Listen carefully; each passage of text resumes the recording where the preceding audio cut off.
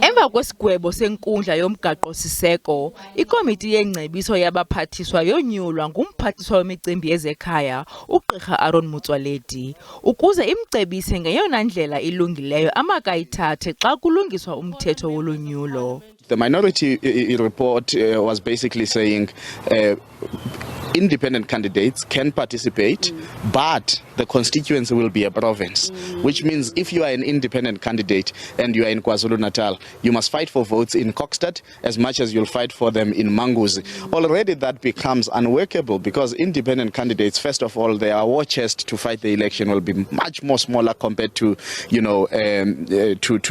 political parties.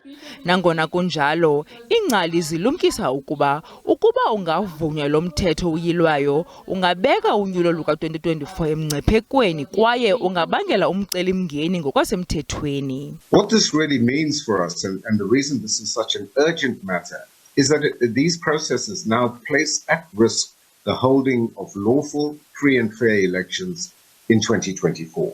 Imibutho yoluntu iqale iphulo lokufundisa abemi beli ngalomthetho. Ipalamente ikwagxetyiwe kanobom ngokurhuqa inyawo ekuxoxeni ngalomthetho.